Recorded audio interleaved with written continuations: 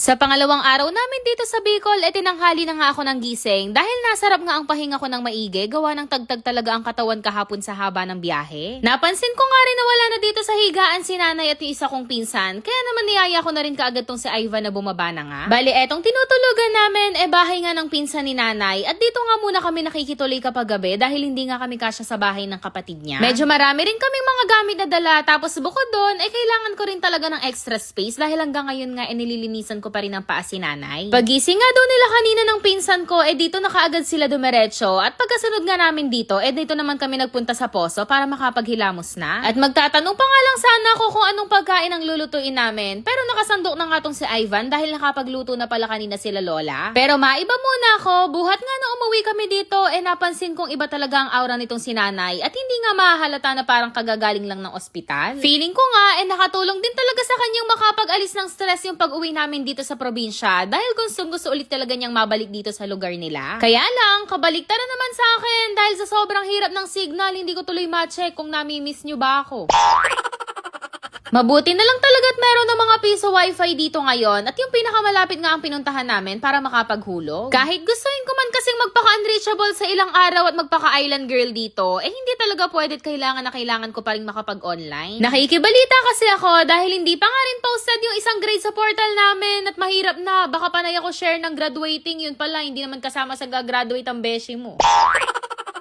Ilang minuto lang din naman akong nagche-check online at basta makakuha nga ako ng kahit konting update lang, okay na sa akin. Pagbalik ko naman dito kila nanay, nakita ko nga tong pamangkin niya na meron ng panungkit ng buko at magtitimpla nga daw kami nito ngayong tanghali. Saktong-sakto naman dahil mahirap din talagang makabili ng mineral na tubig dito at yan na nga lang din talaga ang iinumin ko. Hindi rin naman sa pag-iinarte pero minsan ko na kasing nasubukan na uminom ng tubig na hindi mineral at natrauma nga ako dahil nanakit talaga ng bongga ang tiyan ko. Mahirap pa naman dito sa pwesto ng isla nila nanay, kung sakaling mananakit na naman ang tiyan ko, kakailanganin pa naming mamangka para makabili ng gamot. Kaya naman pinadagdagan ko na rin talaga yung mga bukong kinukuha dito ng pamangkin ni nanay para kahit hanggang mamayang gabi, meron akong maiinom. Ang hindi ko lang din sure, kung sarili ba nilang tanim at puno yan dahil baka mamaya sa kapitbahay pala, pero yung mga bunga, nakalbo na.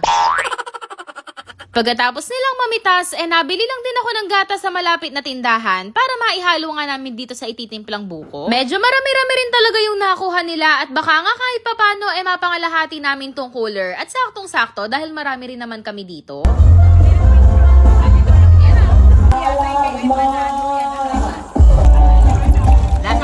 Abay, nagulat nga ako dahil nahusgahan na kaagad ni nanay yung lasa pero ngayon ko palang hinahalo at hindi pa niya natitikman.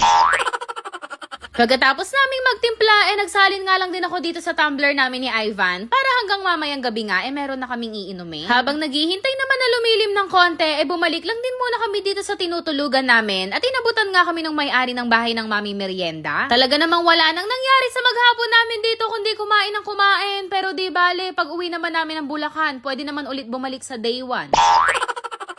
Anyway, kinahaponan naman, mabilis lang din ang naging paglubog ng araw, kaya naman lumilim na kaagad at nagpunta na nga kami dito sa tabing dagat. Dahil first time nga lang dito ni Ivan, sinabihan ko na nga siya na sulitin na at maligo na nga siya ng maligo ng wantusawa. Pero ako dito, nanonood lang sa kanila ng pinsan ko dahil hindi rin talaga ako pwedeng magbabad at magpaitim. Pagbalik kasi namin sa Bulacan, merong naghihintay na trabaho at mahirap na, hindi naman pwedeng maki-photoshoot na negrita ang beshi mo. May makakasama pa man din ako dong artista at mahirap na. Syempre mahihiya naman ako pag tumabi ako sa kanya tapos ang kulay ko, negrita. Pero di bale, pwede pa naman akong manansya, gawa nga ng ilang araw pa rin kami mag-i-stay dito at meron pa mga pagkakataon kung gustuin ko mang maligo. Pero sa ngayon, magpapatimba muna ako sa poso, di bale, ang mahalaga, makakapaglibag pa rin ang beshi mo.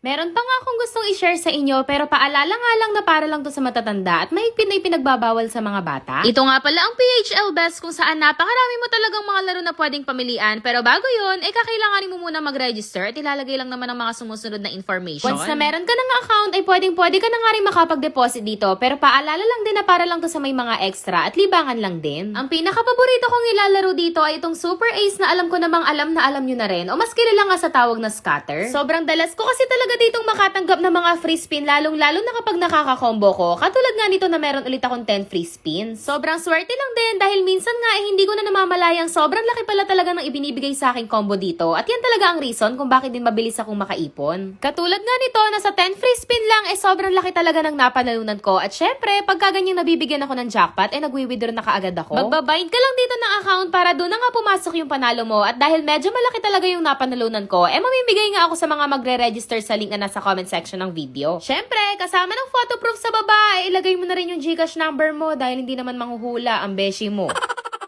Babay na muna at salamat sa mga nanood!